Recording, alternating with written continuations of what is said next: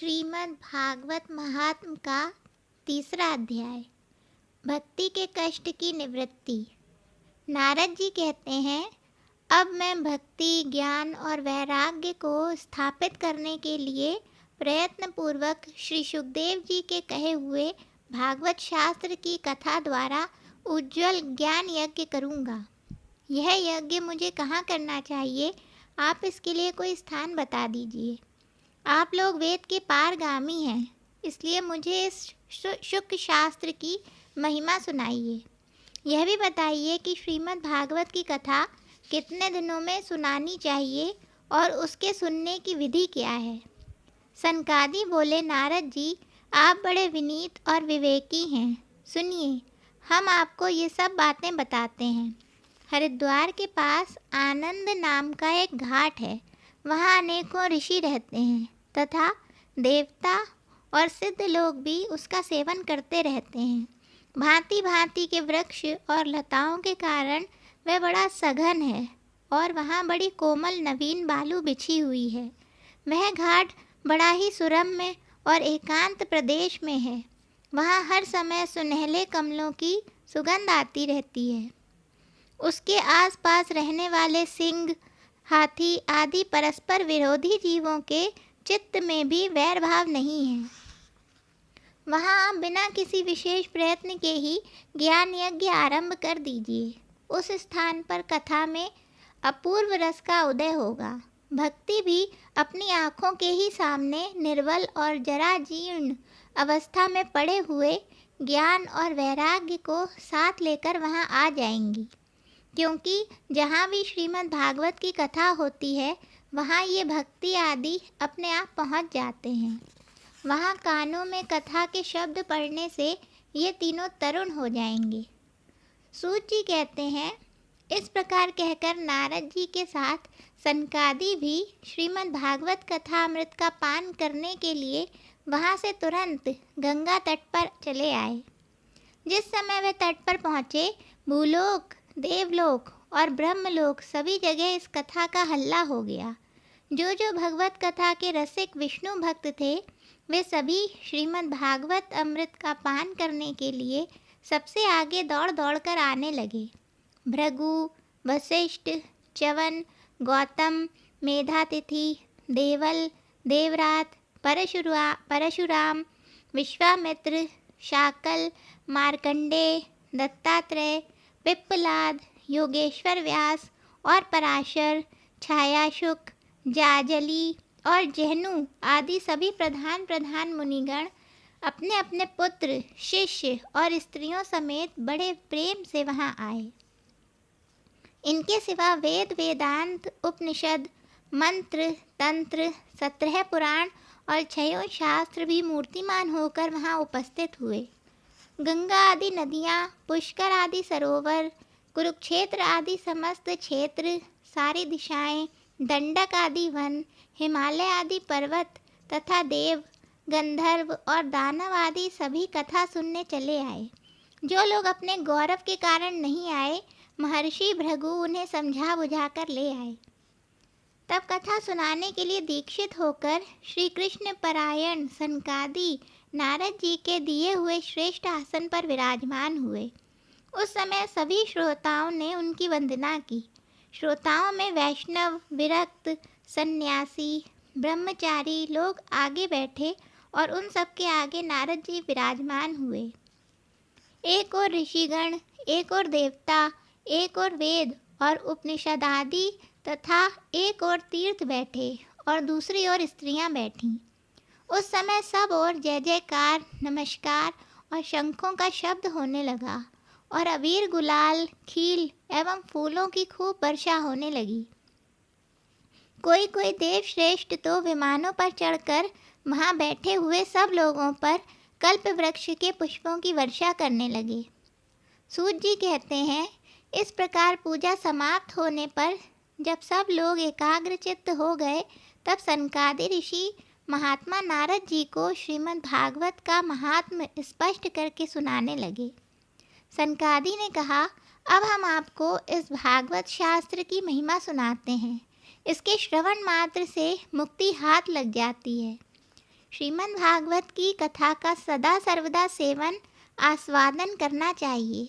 इसके श्रवण मात्र से श्री हरि हृदय में आ विराजते हैं। इस ग्रंथ में 18,000 श्लोक और 12 स्कंद हैं तथा श्री सुखदेव जी और राजा परीक्षित का संवाद है। आप यह भागवत शास्त्र ध्यान देकर सुनिए। यह जीव तभी तक अज्ञानवश इस संसार चक्र में भटकता है जब तक क्षण भर के लिए भी कानों में इस शुक शास्त्र की कथा नहीं पड़ती। बहुत से शास्त्र और पुराण सुनने से क्या लाभ है, इससे तो व्यर्थ का भ्रम बढ़ता है। मुक्ति देने के लिए तो एकमात्र भागवत शास्त्र ही गरज रहा है।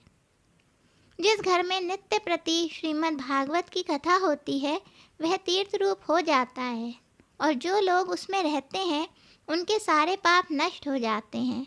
हजारों अश्वमेघ और सैकड़ों वाजपेयी यज्ञ इस शुक शास्त्र की कथा का 16वां अंश भी नहीं हो सकते।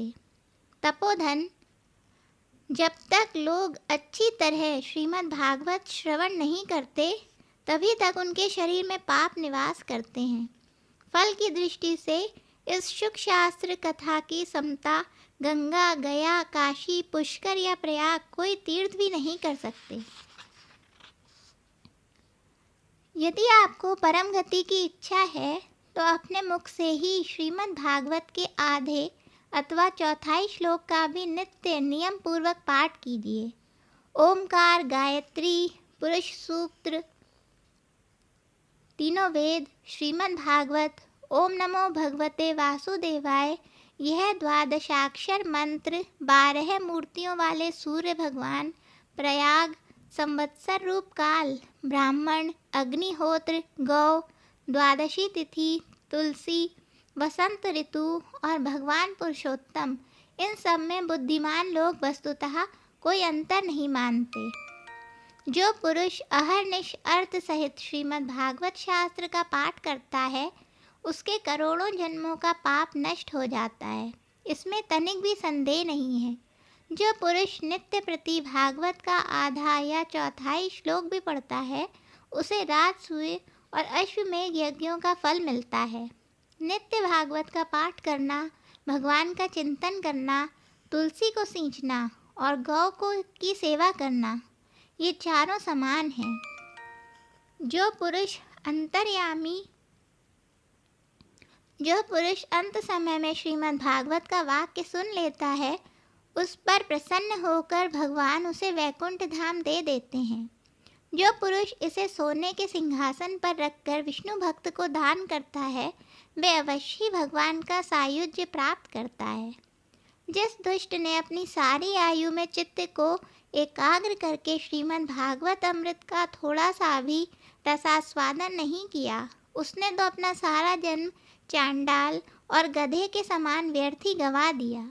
वह तो अपनी माता को प्रसव पीड़ा पहुंचाने के लिए ही उत्पन्न हुआ।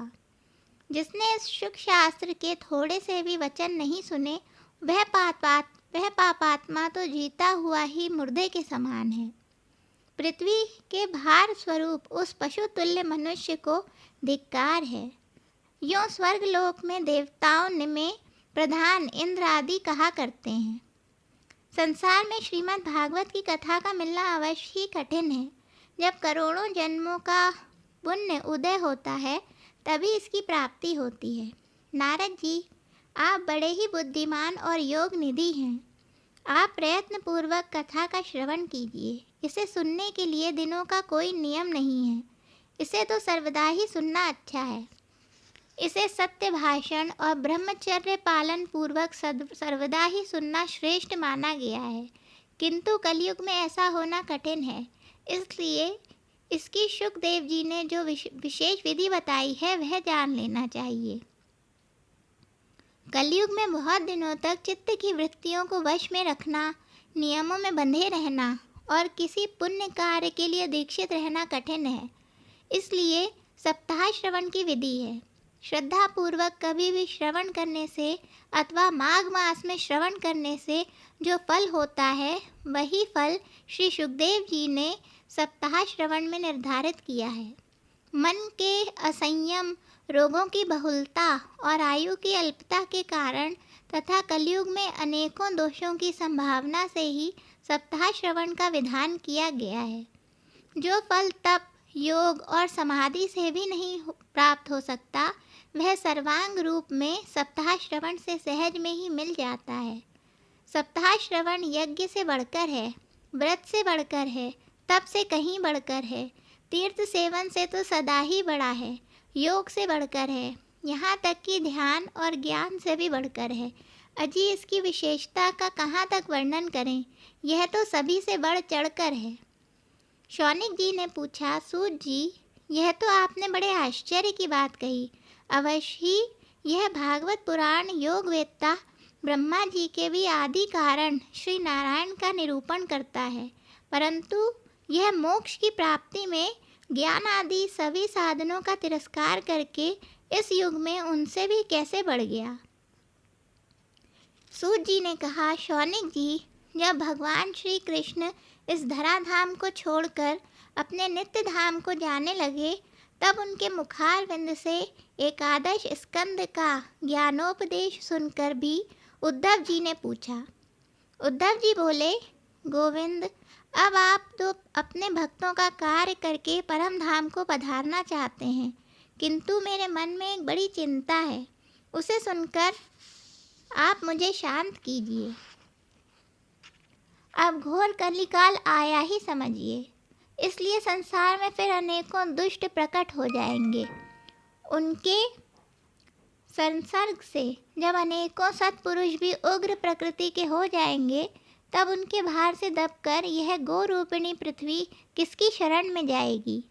कमल नयन, मुझे तो आपको छोड़कर इसकी रक्षा करने वाला कोई दूसरा नहीं दिखाई देता, इसलिए भक्त वत्सल, आप साधुओं पर कृपा करके यहाँ से मत जाइए।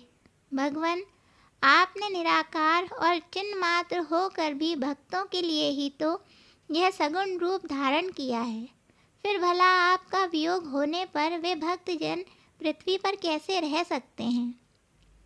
निर्गुण उपासना में तो बड़ा कष्ट है, इसलिए कुछ और विचार कीजिए। प्रभास क्षेत्र में उद्धव जी के ये वचन सुनकर भगवान सोचने लगे कि भक्तों के अवलंब के लिए मुझे क्या व्यवस्था करनी चाहिए। शौनिक जी, तब भगवान ने अपनी सारी शक्ति भागवत में रख दी। वे अंतर्धान होकर इस भागवत समुद्र में प्रवेश कर गए, इसलिए ये भगवान की साक्षात शब्दमयी मूर्ति है। इसके सेवन, श्रवण, पाठ अथवा दर्शन से ही मनुष्य के सारे पाप नष्ट हो जाते हैं।